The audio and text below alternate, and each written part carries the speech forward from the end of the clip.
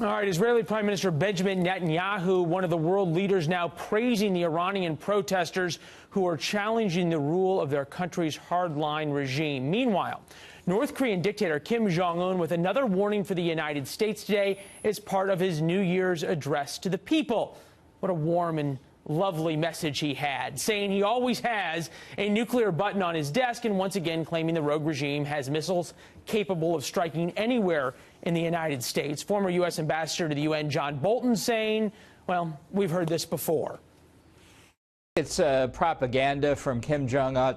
This is his regular New Year's speech, and obviously he has seen the conversation in the United States that looks at possible preemptive military force, not as the most attractive option, but as an option that we definitely have to use if they don't give up their nuclear weapons program. So we need a very careful calibration exactly what the North's capabilities are.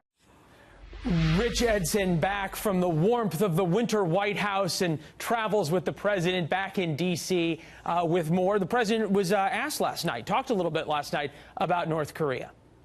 He did talk about it, responding, Leland, to what we heard from the New Year's Day address from Kim Jong-un, which was essentially threats against the United States, though an offer to calm the tension on the Korean Peninsula. In that address, North Korean dictator Kim Jong-un bragged about his regime's nuclear and ballistic missile development. He says, quote, "The entire United States is within range of our nuclear weapons. A nuclear button is always on my desk. This is not reality, not a threat. This year, we should focus on mass-producing nuclear warheads and ballistic missiles for operational deployment. These weapons will be used only if our society is threatened." Though the leader, who regularly launches ballistic missiles over Japan, says North and South Korea should calm the situation there. He says, quote, "When it comes to North-South relations, we should lower the military tensions on the Korean Peninsula to create a peaceful environment. Both the North and the South should make efforts." He even says North and South Korea should meet to discuss North Korea sending athletes to the Olympics in South Korea next month. President Trump, in response to all this, says, "We'll see." His administration says it continues pressing other countries to cut off North Korea. Secretary of State Rex Tillerson says the U.S. and North Korea would begin discussions only when Kim changes his behavior, Leland. Yeah, some discussion that olive branch to the South may be trying to sort of drive a wedge between the United States and South Korea. That's in one side of the world. The other side of the world, we have these Iranian protests turning deadly. President Trump responding to them very differently than his predecessor, right? That's what his administration is contending. It will be different, though it remains to see what exactly this administration is going to do. As Iran's president is now saying, they have the right to protest, though the demonstrators, as he said, should not make the public feel concerned about their lives and security. Iranian state media report more than 10 are dead, and there was an attempt to seize military and police installations.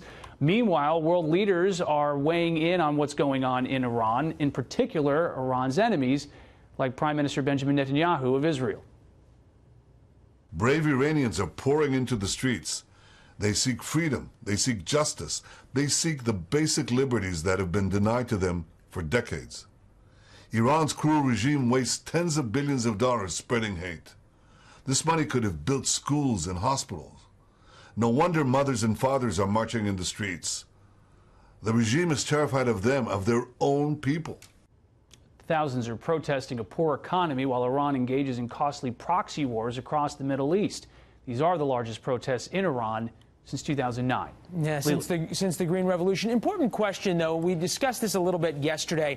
We've heard from President Trump on Twitter a number of times supporting these Iranian protesters, saying the world is watching. We just heard from the vice president also saying that we can't let these protesters down, saying the United States in some way, yet to be determined, is going to stand up for these protesters. What about the reaction from Europe? So often it's the Europeans who can't wait to jump out in front of any kind of human rights violations. You've got people being killed in the streets of Iran. Anything from the Brits, the Germans, the French, the Italians?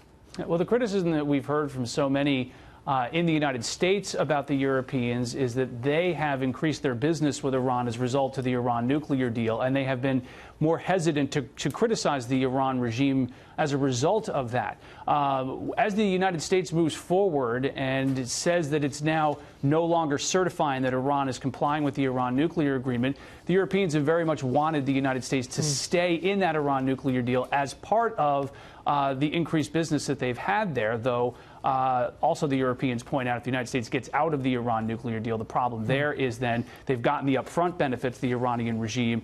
However, the United States, by reimposing sanctions, a lot of that money is already gone to the Iran regime. Yeah, and as Prime Minister Netanyahu pointed out, we know where at least a lot of that money was spent by the Iranian government. Rich Edson, Washington, D.C., more on this as it happens, certainly at the State Department this week. Thanks, Rich.